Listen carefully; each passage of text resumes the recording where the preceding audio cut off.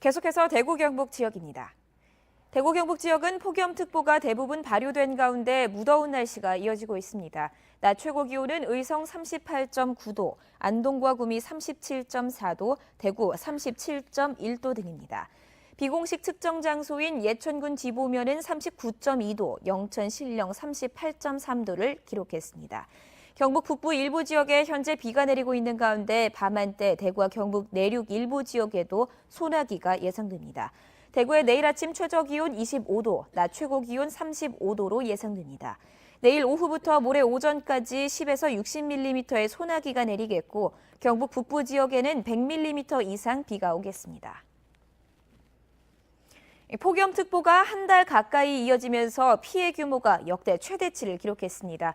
경상북도는 온열 질환자 263명이 발생해 9명이 숨졌다며 이는 2011년 온열 질환 감시 체계를 갖춘 이후 가장 많은 수치라고 밝혔습니다. 또 닭과 돼지 등 가축 49만 5천여 마리가 폐사해 지난해보다 6배 많았습니다.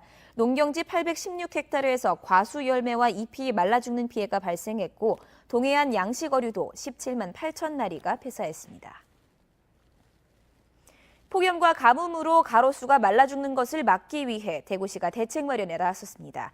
대구시는 최근 5년 안에 심은 가로수와 공원 유원지 등에 심은 나무에 급수 차량을 동원해 물을 주는 한편 물주머니와 토양 보습제를 투입하기로 했습니다.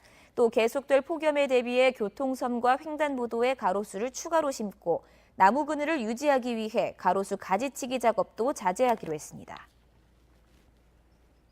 어제가 가을이 시작된다는 입추였지만 폭염 기세가 여전합니다. 가을 풍요에 대한 기대보다 걱정이 앞서고 있습니다. 최보규 기자입니다. 지금쯤이면 초록빛의 싱그러운 사과가 나무마다 주렁주렁 열려야 하지만 사과는 노랗게 익어버렸습니다. 다음 달 초 수확을 앞두고 폭염이 장기간 이어지면서 햇빛 대임 현상이 일어난 겁니다. 생육이 멈추거나 썩어버린 사과를 보면 가을의 풍요로움은 저 멀리 달아난 듯합니다. 수확만 남았는데 지금 이런 일수 피해로 되면 이거 다 버려야 되니까 좀 많이 속상하지 말할 수 없죠. 100짝 정도 이 정도밖에 못 딸 것 같아요. 인근 고추밭도 마찬가지입니다. 오랫동안 폭염이 이어진 데다 장마가 유난히 일찍 끝나면서 땅이 가물어 고추 대부분 색이 변하거나 말라버렸습니다. 수확량이 한 예년에 비해 가지고 한 10분의 1도 잘 안 돼요. 1973년에 이어 두 번째로 짧은 장마와 기록적인 폭염으로 인해 농민들은 우울한 가을 맞이를 시작했습니다. 올여름 더위는 말 그대로 기록적인 더위. 상주와 안동, 영주 등에서는 기상 관측 이래 가장 긴 폭염 일수가 기록됐고 문경에서는 역대 가장 많은 열대야 일수가 나타났습니다. 또 안동은 역대 최고 기온 상위권이 올여름 모두 경신됐고 봉화와 영주도 1973년 이후 최고 기온 값을 갈아치웠습니다. 말복까지는 안동을 비롯한 경북 내륙 지역에 낮 최고 기온 34도 내외의 무더위가 계속 이어지겠고 밤에는 열대야 현상이 나타나는 것이 많겠습니다.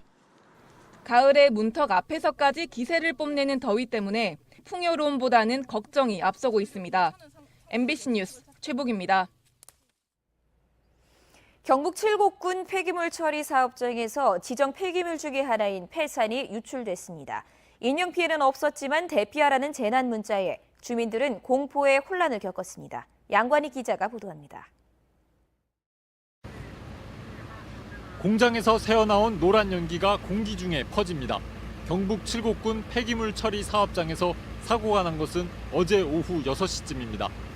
화학공장이나 염료 공장에서 쓰고 난 폐질산과 폐황산 같은 폐산을 탱크에 넣다 연기가 피어올랐습니다. 동시에 보관 탱크의 금이가 폐산 5,000리터가량이 새어나왔습니다.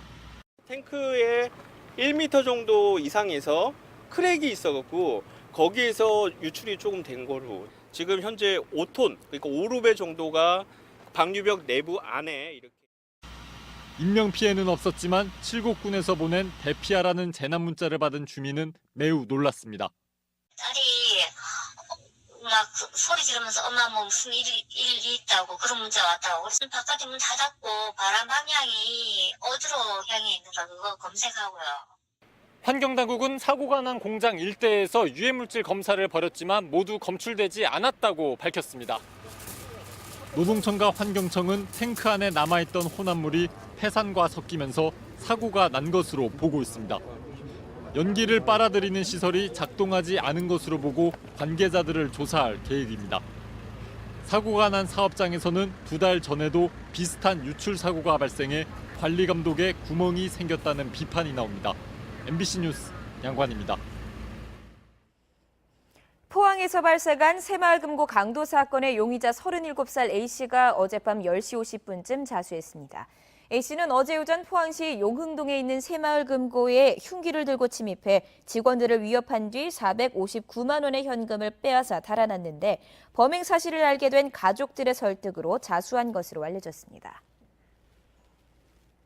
경북교육청과 경산교육지원청에 따르면 경산의 한 유치원이 지난 4월 원생 90여 명 간식을 사과 7개로 대신하는 등 권고량과 적은 급식과 간식을 제공해왔습니다.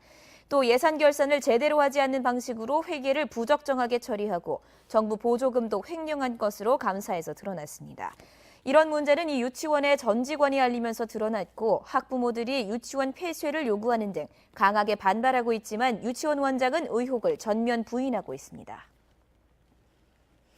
지난해 말 기준 대구시 인구는 247만 1,231명으로 전년보다 9,326명이 줄어드는 등 2010년을 정점으로 감소세를 보이고 있습니다.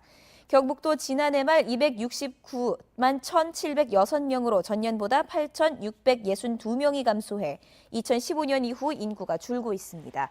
경상북도의 평균 연령은 44.3세로 전남에 이어 전국에서 두 번째로 높았고 대구 평균 연령은 41.7세였습니다. MBC 5시 뉴스를 마칩니다. 고맙습니다.